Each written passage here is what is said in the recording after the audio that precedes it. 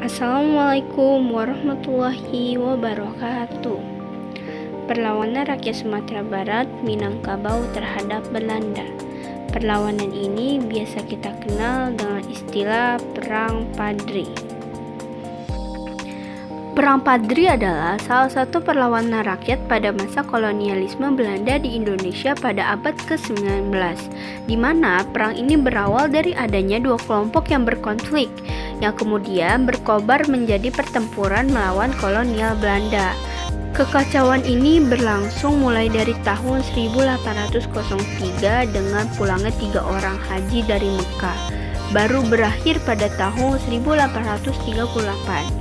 Bersama dengan Perang Jawa 1825 sampai dengan 1830, Perang Padri menjadi salah satu peperangan yang menghabiskan anggaran pemerintah akibat sangat berlarut-larut.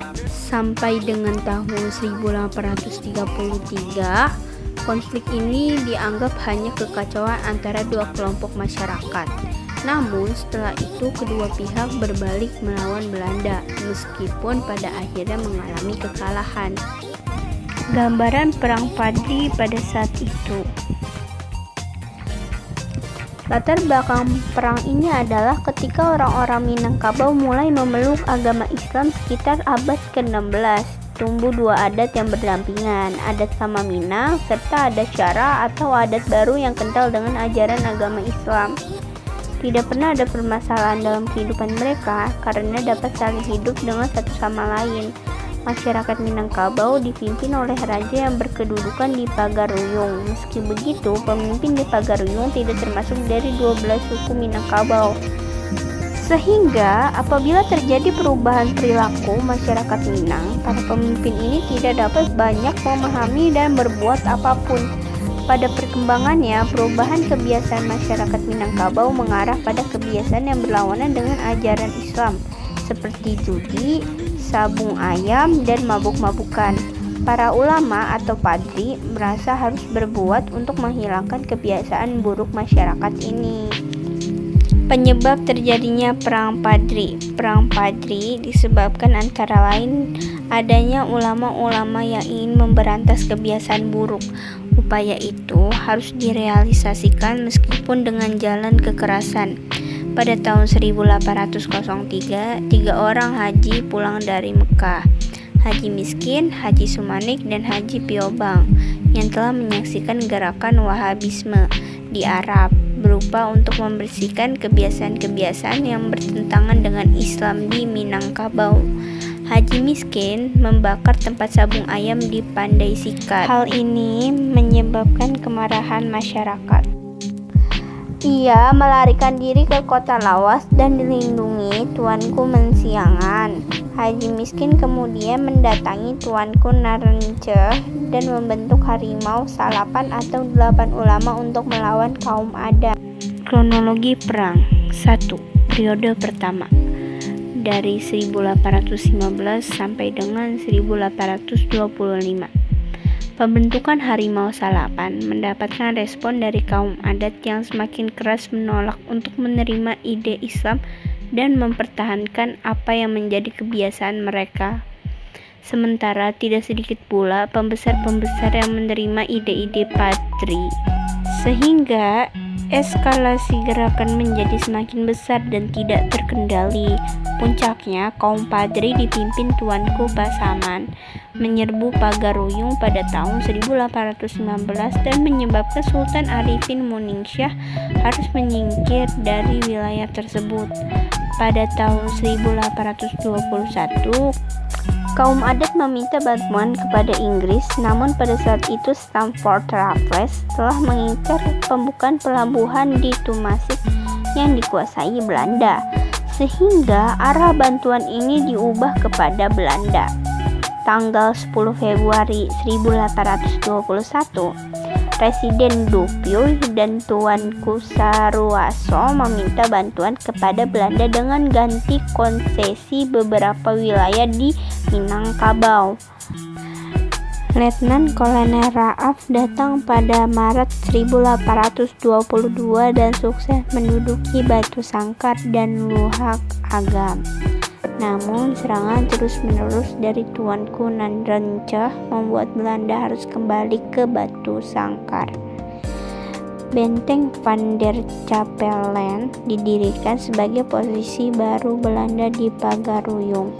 Namun kematian mendadak Raaf pada April 1824 membuat gerakan Belanda terhambat. Sementara itu, pada September 1824, Mayor Laemlin menguasai beberapa wilayah di Luhak Agam. Laemlin yang kemudian gugur pada bulan Desember sehingga pergerakan Belanda kembali terhenti. 2. Periode kedua 1825 sampai dengan 1830. Meletusnya Perang Jawa pada tahun 1825 membuat Belanda harus memikirkan ulang berlarut-larutnya Perang Padri. Kolonel Struwels berhasil membuat kontak dengan kaum Padri yang dipimpin oleh Tuanku Keramat. Perjanjian dilakukan di ujung Karang dan ditandatangani di Padang pada 15 November 1825, menyatakan bahwa Belanda mengakui kedudukan para tuanku di beberapa wilayah dan meminta untuk menghormati kepentingan satu sama lain di wilayah tersebut. Perjanjian ini memberikan kelegaan terhadap Belanda untuk dapat membawa sebagian besar pasukan ke Jawa. Di sisi lain, kaum Padri memanfaatkan ini untuk mengonsolidasikan kekuatan dan memperbesar pengaruh ke berbagai wilayah. Menjelang tahun 1830, ketegangan kembali memuncak. 3. Periode ketiga 1830 sampai dengan 1838. Pada periode ketiga, Belanda kini dapat memusatkan seluruh kekuatannya untuk menaklukkan Minangkabau. Belanda berhasil menduduki Pandai Sike dan Lintau yang merupakan posisi kuat Padri.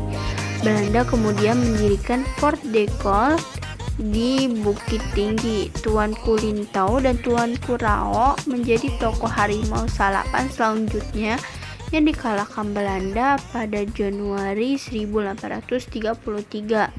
Pada bulan yang sama, garnisun Belanda diserang dan menewaskan 139 serdadu.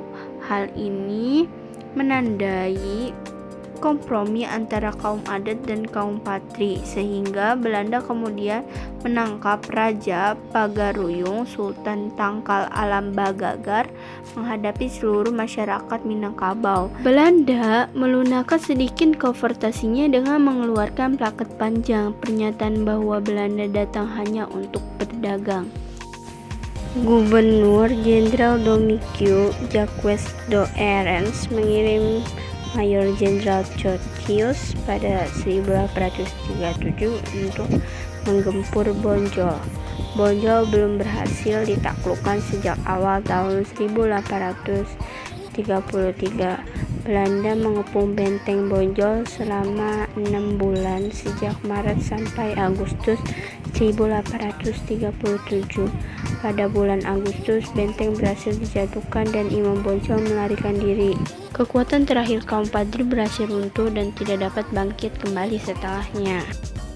Tokoh-tokoh perang Padri, yang pertama ada Tuanku Imam Bonjol, yang kedua ada Tuanku Pasaman, yang ketiga ada Tuanku Nanrenceh, yang keempat ada Mayor Jenderal Chotius, yang kelima ada Letnan Kolonel Raaf, yang keenam ada Letnan Kolonel Elout.